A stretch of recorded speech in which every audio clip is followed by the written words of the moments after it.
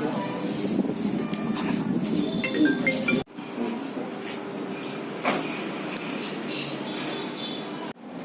ఉదయం రాబడిన సమాచారం మేరకు 6 గంటలప్పుడు Yerraguntla to Proddatur Y junction road వద్ద వాహనాలను తనిఖీ చేస్తుండగా ఇద్దరు వ్యక్తులు ఒక స్కూటీ మీద వస్తుండే వాళ్ళని చెక్ చేయగా వారి వద్ద ఒక వ్యక్తి వద్ద 35 బంగారు బిస్కెట్లు ఒక్కోటి 100 గ్రాములు ఉన్నాయి. ఇంకొక వ్యక్తి వద్ద 22 బిస్కెట్లు ఒక్కోటి 100 గ్రాములు ఉన్నాయి. మొత్తము 5 కేజీల 700 గ్రాముల బంగారం దొరికింది.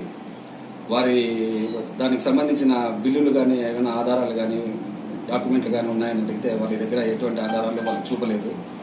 ఎలక్షన్ కమిషన్ కోడ్ ఇంకా అమల్లో ఉన్నందున వాళ్ళు ఎలాంటి ఆధారాలు బంగారానికి సంబంధించినవి చూపనందున వాటిని పంచనామా ద్వారా వాటిని స్వాధీనం చేసుకోవడానికి తదుపరి చర్య నిమిత్తము వీటిని ఇన్కమ్ ట్యాక్స్ అధికారులకు అప్పగించడం జరుగుతుంది. దీని విలువ ఎంత సార్? దీని విలువ 5 కేజీల 700 గ్రాముల బంగారం విలువ సుమారు 1,86,96,000గా నిర్ణయించడమైనది.